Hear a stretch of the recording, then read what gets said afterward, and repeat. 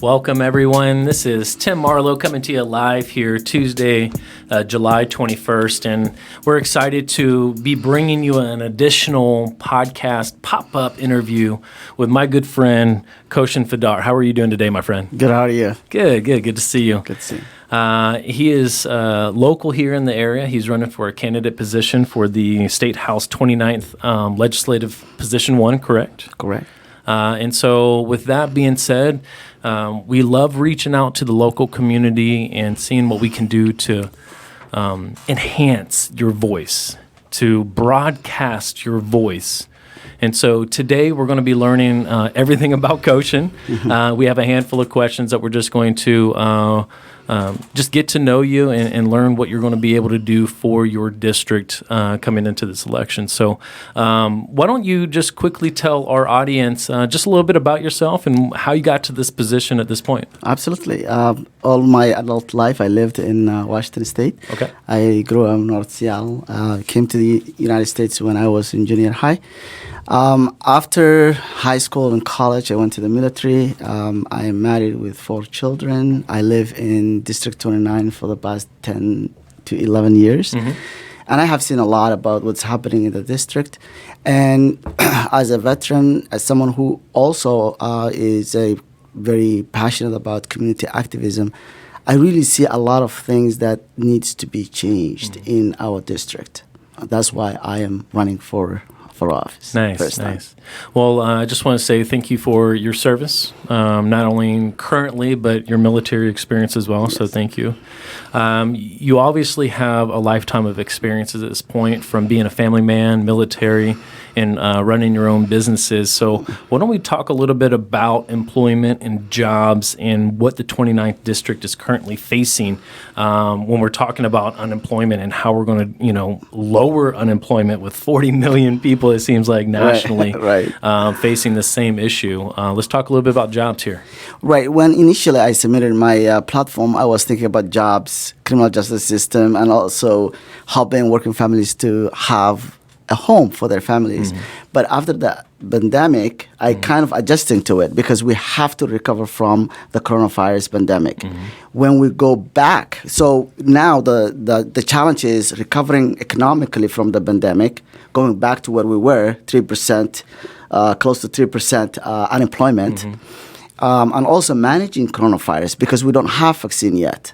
If you listen to the science, this thing's not going to go away anytime soon. Yeah. So now I really want everybody to understand that I will be working hard for us to actually recover from the pandemic economically and also socially, because we really need to be able to live with it.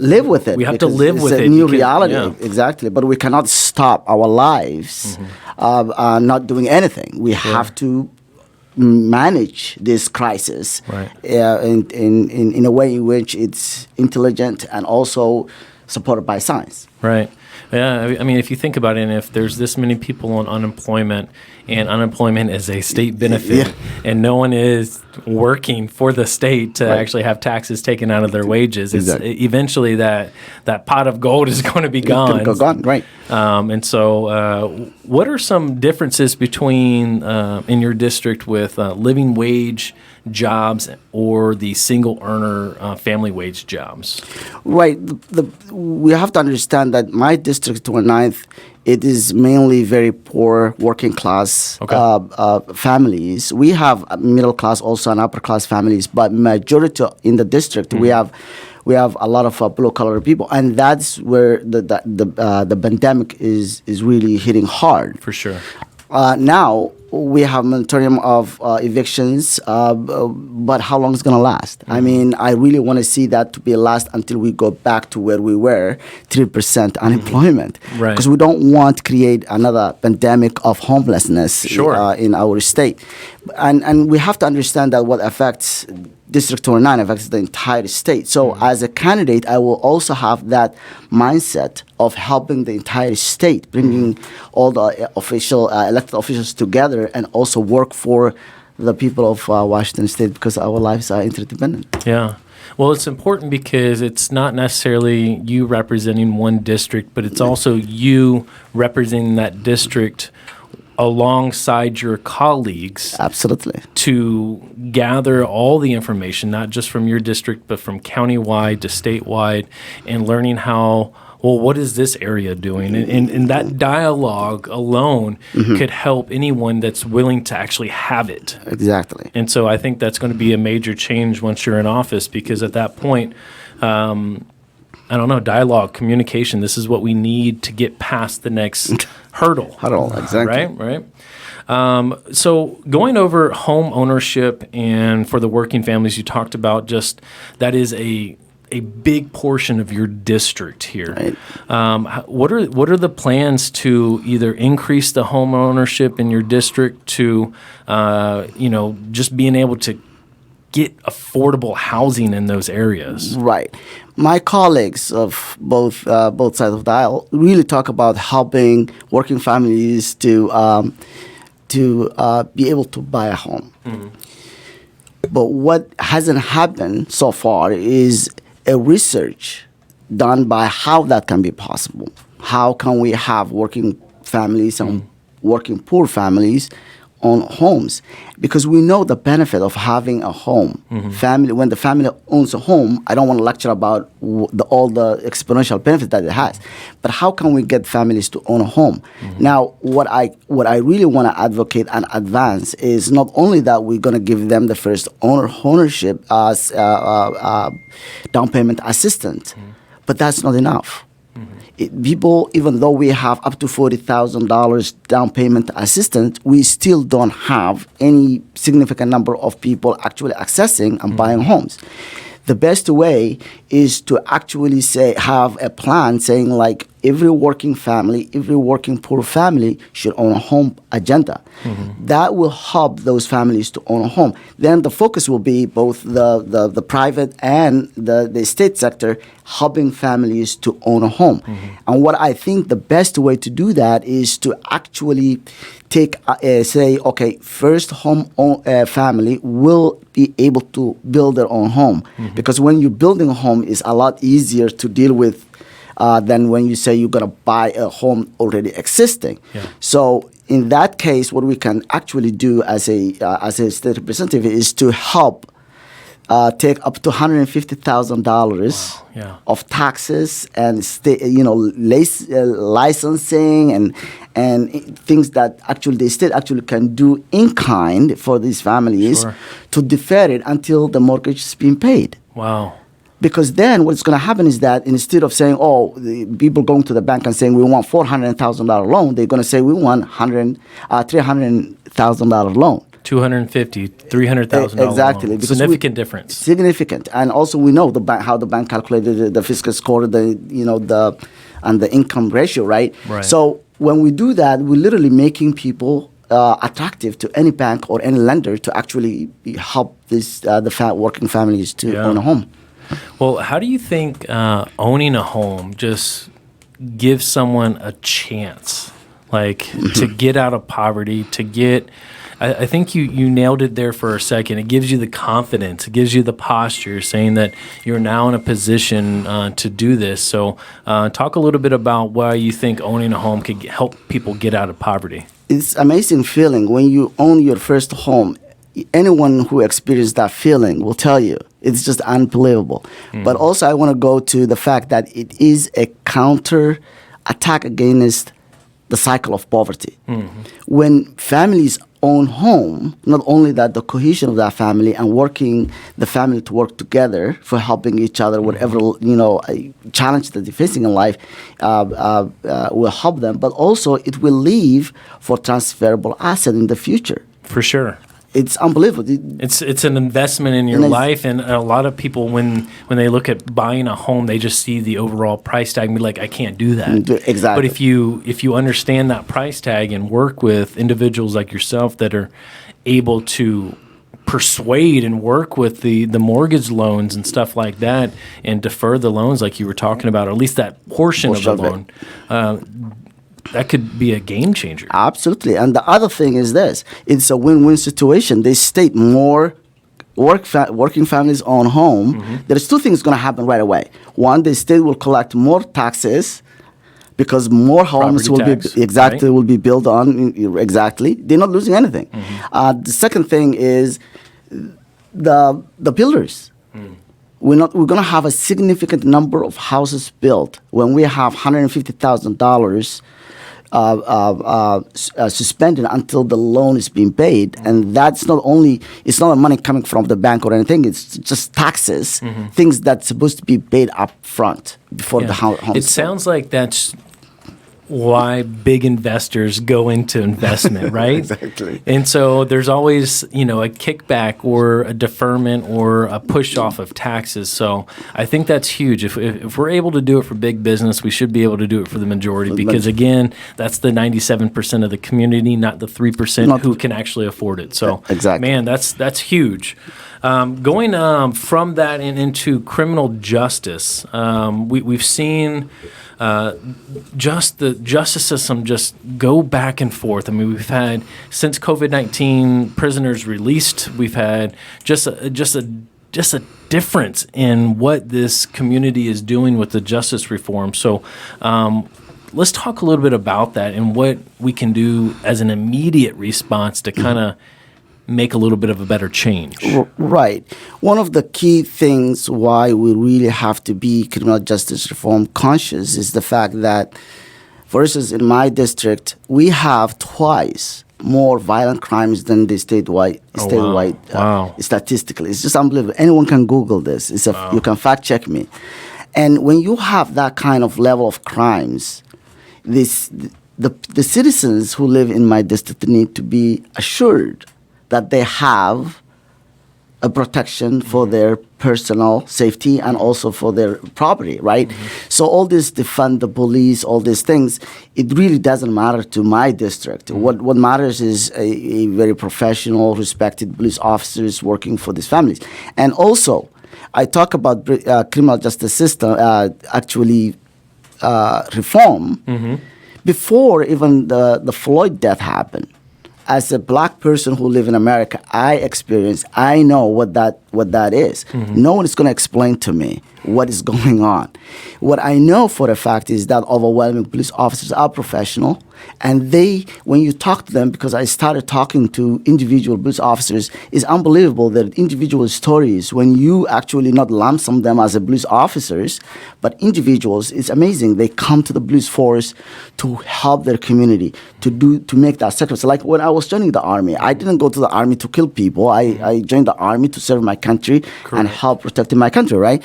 So knowing that, of course, there is a bad apples anywhere in major cities. And what I always want to tell my Democrat colleagues is that, look, you control all these cities. Stop making political point about police brutality. Do something about it. There's a bad apples, and we know why. Yeah. The reason is because we have, in the police force, we have mayors that's protecting these bad apples. Sure. And all these mayors are Democrats. And I'm saying, look, you blaming it. Who are you blaming? All this happening right now needs to be accountable for the Democrats who are in charge of this. Right. So it's not, for me, it's not about who is doing that. I know who is doing it and what's happening, and I really want to actually make a change. How we can, for instance, help the police restore their professional and the work that they're doing for the community is to get rid of these bad apples. And how you do that is to give the commanding officers of the police force a way that they can actually discipline and get rid of those people. Get rid of the union. Yeah. Because I don't know much about the how the police are protected from their unions and stuff like that. But you're right. They just can't always hide behind a written document when they're doing things that are such a physical harm to the community that they're supposed to be serving. Exactly. And what they will say, we got to do all this, the union. We got to defend the interest of the... No. You're not protecting the interest of the police officers if you are allowing these bad apples to be amongst you. Okay. Yeah. For instance, I was in the army. I take my team outside the wire, meaning going to combat. Right. We have rules of engagement. I'm responsible. We don't have union in the military. We don't. And we are disciplined. We do work done. Mm-hmm. And when even we are in doubt, we say, okay, what is the commander's intent? So if every police officer has that, ability, every officer, every leader in the police force in America have that kind of ability, like the military officers and leadership, I think the bad apples could not even survive a day or two. No, you're right. And so I think there's a huge weight on keeping the funds for the police, but at the same time, you have to learn how to police the police. And so, Exactly. if if a lower soldier, let's go to the military, right? If that private's acting up, that commander isn't going to go to that private necessarily. They're going to go to that team leader. They're going to go to that squad leader. Exactly. They're going to go to the platoon leader. Exactly. and ream them behind doors and discipline them because they are responsible for that private. So that is the same type of just communication, dialogue. I mean, you said it earlier. You were saying that I've spoken to these officers, and they're not bad apples. They're doing great things. They're humans. They're mothers. They're fathers. They're and they're serving their community. But you're right. There are a couple that we have to figure out what to do with them, and if we don't do immediate action, well, that's what the justice system would do to a civilian. Right. Is immediate action. Right. So it has to correlate with what we are expecting from the citizens on top of what the expectation is for police officers. Absolutely. And that's the section I talk about, actually, the police, dealing with the police problem that we have. But also when we're talking about justice reform, we're talking about how someone can do something bad to the society. For instance, I'm not talking about very violent or domestic violence. I'm not talking about cases that the public safety is mandating to actually have it in public. I'm talking about cases that no one should know. First-time offenders who made a mistake, based that the society, they come out, then guess what? They can't get a job. They can't earn their respect back. They can't even get back the jobs that they were doing. Yeah. So what we're basically doing is that we are actually victimizing. The system is victimizing thousands and thousands of former inmates. Wow. We need that to be changed. I thought when you did your time, you're done. You did your time. It's not done. It's not done. It's not done. It's almost like a red letter, right? Exactly. Across you and across your everything at this point, your credit score and everything. Right? And so it's very unfortunate. So that's a huge part of the reform that needs to be implemented, right? Absolutely. And for instance, I had a specifically one person I always want to bring to how damaging this is. A young lady who actually was accused to be a prostitute. In record, she wasn't found guilty or anything, but it's on record. Guess what? She's a prostitute in the eyes of the public. Wow. How that young woman can function in this society. Wow. This is ridiculous. This needs to be changed. The record of the former inmates should be known to the justice system alone. People who it concerns, not people who will victimize those people who are trying to actually put their life back into track. Yeah. Wow. There's obviously a lot that each district needs to focus on, not just the 29th, because it seems like we can label any of these questions for anywhere. So hopefully you are having these same conversations with your colleagues, because again, going back to the situation, you're only one person, so you have got to, do everything you can to connect with everyone else in the state to be able to make these things happen. Absolutely. It's important for sure. It has to be bipartisan. You talked a little bit about the violent crimes in your district. What do you think the leading cause is from all that? The violent crimes is like, our state is actually attracting basically all the people who are addicted to drugs and people who are actually wants to do whatever they want in life. No accountability, nothing. Literally, we are attracting those. We have places where people can actually do injections and sites and what have you. Now, I'm not saying it's a bad thing to try to help people not to transmit diseases, and I'm very conscious about that. But what I'm saying is that if we don't have a national way of doing this, one state, our state, if only our state is doing it like we're doing it, is going to be the hub of all these addicts to come to actually do drugs. And Because we're giving them needles. we're giving them needles. We're giving them the, we actually are supporting their addiction. So what we need is to have a very serious conversation about, okay, we have people who are addicts. And when person is addict is a sick person, they are not in charge of their faculty anymore. So they need the societal help, right? And also there are people who are poor, who are just homeless. They down to their luck. They don't have a job. They're not addicted to anything. Their families. Those also needs to be addressed differently. Oh, for sure. Absolutely. So what we now have is that when we talk about homelessness, we talk about like as a one group, giant group. No, it's not one group. It's a multiple groups. It's just like a normal society. It's Right. another community. Yeah, another community, exactly. And they have different reasons why they're homeless. Right, They have right. different stories, and we need to address those. Do you know the amount of? We're going to go into homelessness here in just a minute. Do you know what percent, or how much of the homelessness in your district isn't even from your district?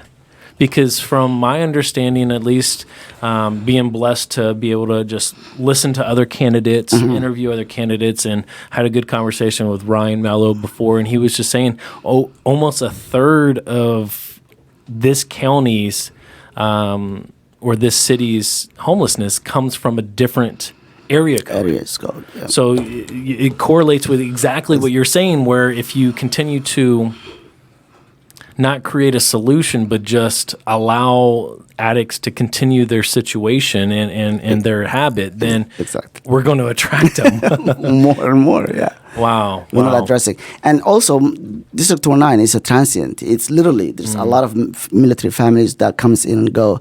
And it's mainly transient. The families, the people I interviewed, most of them, they are 2 years, 3 years in the district. The people are really, it's a transient. Yeah. When I talk to the schools, I previously taught a high school, they were telling you the kids are literally 2 years, 3 years, 4 years. We don't have, the turnaround is just unbelievable. Wow.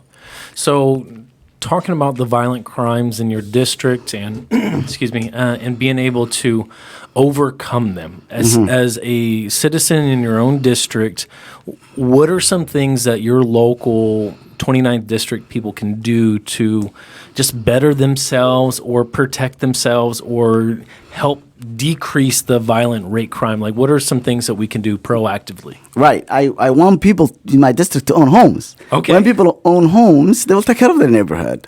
Right. They want the neighborhood to be safe and what have you. But also, we need to increase the resources of the police officers. We have to increase the response time. We have to, decrease the response time. I talked to about 5 people who actually called police, including myself, and we time-tested it.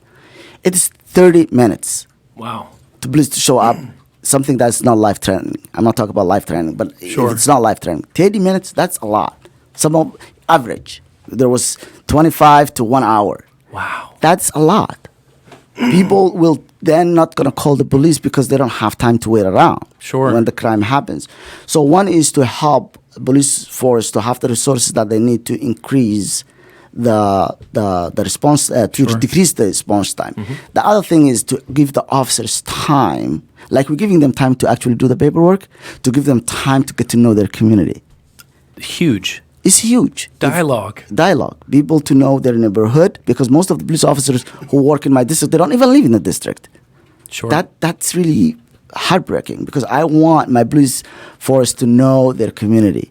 Who's the bad, who's the good, what's going on. You with want them to protect your Exact- community as if they were living in the community, and being a part of that Absolutely. community. Sure. And the community love them and respect them as individuals, not only because they are the police officers with a badge, but also individuals, know their history. It will really help to reduce the misunderstanding between the community and the police force. Oh, yeah. Well, it sounds like we need to get some sort of podcast going for police officers so they can start, getting to know their community, and their community can get to know them. It's definitely something that we should talk to them about, because you're right. I mean, our police force is down from my understanding. We're not up to par with all the police that we have, Exactly. we need to duplicate their voice, Right. especially the ones that are doing everything they can to get that good dialogue started. Absolutely. And attacking the police is not that's not the answer. No. This is our police force. This is people we pay to protect us. It's like someone complaining about their bodyguard and saying, I want to give them less resources. Sure. I want to abolish. If you do that, what are you doing? You're taking your freedoms away from yourself. You turn around that 25, 30-minute response time to never. Never. That Wow. we have seen Yeah. during the protest. Right. Wow. Well, let's talk a little bit about the homelessness. We have a couple comments here about the tiny house village here and the project, actually right down the road from our studios. Let's talk a little bit about your thoughts on homelessness. The homelessness is also, as we said, it's not like one single thing. There are Sure. different groups that are homeless. Families that are homeless because simply the families couldn't afford to rent a home. And rent is higher than a it's normal way mortgage, which hard. goes back to your other comment. We should just Exactly. buy homes. Right. We know that people who are living now in apartments in my district, most of them will tell you they can't afford. So they live crowded. Instead of 3 bedroom, they live 1 bedroom and a half or 2 bedroom. Okay, so the rent is really way up there because the proportion that the building and the demand is really not matching, right? Sure. So we have more tenants, but we have less homes available. And then what happens is that the price skyrockets, and guess what? All those working people who are actually making the minimum wage and what have you cannot afford to be in a suitable home. Wow. Some of them they simply lose the job a month or 2 months earlier, and they become homeless.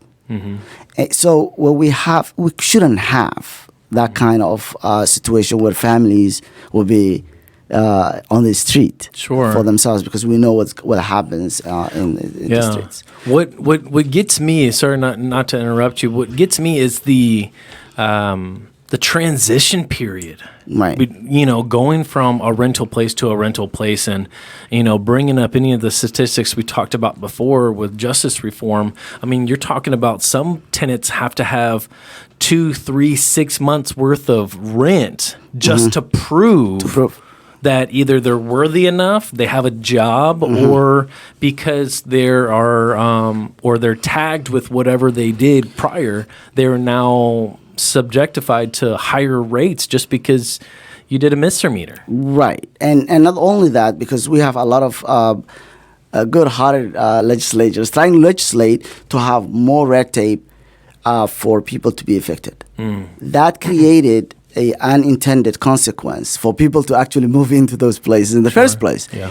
Because when I am a landlord, if I know it's going to be very difficult to go to court and evict a landlord within, may say, a month or two when they are delinquent in rent, then my requirements to get in that house is going to be so high.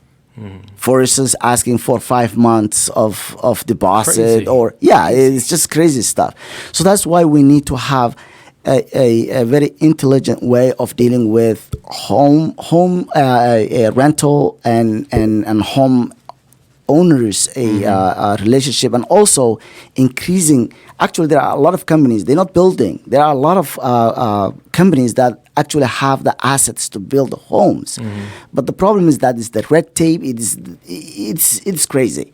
So I think one of the key things that as legislatures we can rally behind is to give every working family a way to have a home. It's basic stuff. Very basic. It's basic stuff. Yeah, and that's what I want to say. I hear from every single legislature in Colombia. Every working family deserves a home. Yeah, because, I mean, if you take someone out of their home, and if you haven't been in that situation before, you have no idea what it feels like. And so just to be able to just say no, or bypass a policy or a bill that you could be working towards to expand that red tape so it can happen, or it can delay someone so they can be able to pay something just because of timelines or whatever like that.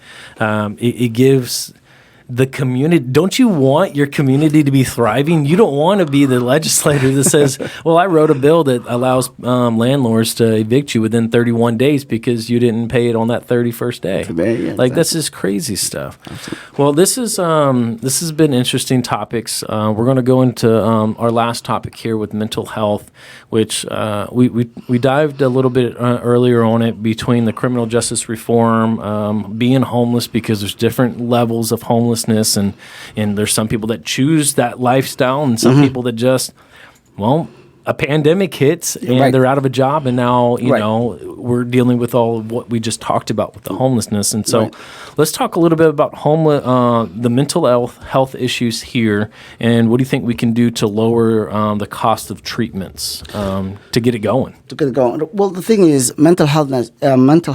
When I think about mental health, in my experience, there are people who are actually mentally ill, who needs our help. And we have a moral obligation as a society to help our mentally ill people. The problem we have is that families, they don't have a legal way of literally interfering mentally ill person in the family. Wow. I personally have that person in my family. Okay. We are trying to help. He's an addict, and he's mentally ill. We're trying to help. There is no way we can do it. We call the police. We're trying to save him. We can't. Because he still has to say yes. It has to say yes. So we need to change the law. We need to be able to help our mentally ill individuals. Sure. Because there are families, like my family, who wants to help. We don't want that person to be dependent on in society. It is. Goes in and out jail, shouldn't be. That person belongs to a hospital. Guess what? We can't even put it in a hospital. We can help that person. So we need to change the law where we can say, okay, if we declare someone is mentally ill, give the family who cares for that person the ability, the legal way, that legal ability to help that person. Either whatever they want to put in, however they want to help. Sure. Since I know that you'll get a rebuttal with that, what do you think the checks and balances on that system could be, though? Well, the thing is, not to give the family too much power, right? I don't want to just send off little old grandma because they think that she's senile, but at the same time, they now have access to everything. Give an impartial judge the ability to do so. Okay, I love it. Yeah, don't give the power all over the family. No. Right. Give the judge the discretion to actually make that ruling. Yeah. They don't have now. Right. And that needs to be changed. And again, that could be something that can be easily implemented, and not to put too much work back onto our judges, but at the same time, it's needed. Exactly. It's needed. In order to help our mentally ill. This is the other thing. If you are mentally ill,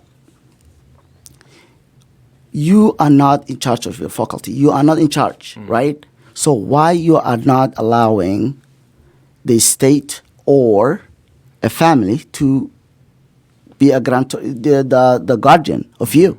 Well, it's because they're mentally ill and they can't make that decision. Exactly. So we need to have a way of doing it. We need to have it. Yeah. Right. Instead of having them homeless, running around, being in jails, in and out. Right. Shooting them. It sounds like it's just mental health seems to be just a back burner issue to push off to someone else. Right. And unfortunately, we can't continue to do that. These individuals are members of our families. Exactly. They're members of our society, and they matter. And the other thing is this: our police officers don't deserve to deal with these mentally ill people. Right. Most of the time when our police officers seem like they are really doing bad things is when they confront someone they think is a normal person but is mentally ill. Yeah. They're not trained to deal with mentally ill people. Wow. So we really need to take care of our mentally ill people on the street. Wow, Koshin, this has been an amazing talk. You have a lot on your plate, and it sounds like you have been getting out into your district and figuring out what is really needed. It's not just going back to the old race and seeing just what my opponent is doing or just trying to rebuttal. It's really living in the district and taking responsibility for your district, and that's what I hear from our conversation today. Well, we're going to wrap this up here in just a few minutes. I want to give some contact information. Think of something that you would love to just leave with our audience. But to contact Koshin here, go to info@friendsofkoshin.com or go to as an email, but also go to www.friendsofkoshin.com. That's great. And so, what can you leave our audience with here? I want you to vote not because I am asking you. I want you to vote for me because I really want to focus what is important to you, to me, because I have vested interest in this district. I have family that's going to public school. I live in this district for a decade. We need to recover from the pandemic, go back and get our jobs, regain our jobs. Second, we have to go down to the real important jobs. We have to be safe in our homes. We have to have all these working families to be able to build their own homes for their families. And also we have to have a sensible criminal justice reform where actually when you are facing justice, you're actually facing a true justice, not something that's not justice. The definition of justice, everybody who is American can understand what justice means. But what I'm saying is the true justice is when you pay your time, your debt to society. No one or state should have the right to go after you. Right. And that has to be done, especially for minorities. Yeah. Thank you. Wow. Well, thank you so much, everyone, for tuning in today. Go vote. Go check out my friend over here, Koshin. He's got a lot going on over there in the 29th District. And again, he's one of our locals, and we adore him because you are doing everything you can to put the people first. And that's what's important because it doesn't matter how many people go in office if the change doesn't happen, if the action isn't taken, and it doesn't matter who sits in that seat. So Exactly. Give my friend here a chance. Go vote. And until next time, be the change needed in the world today. We'll see you guys. Bye.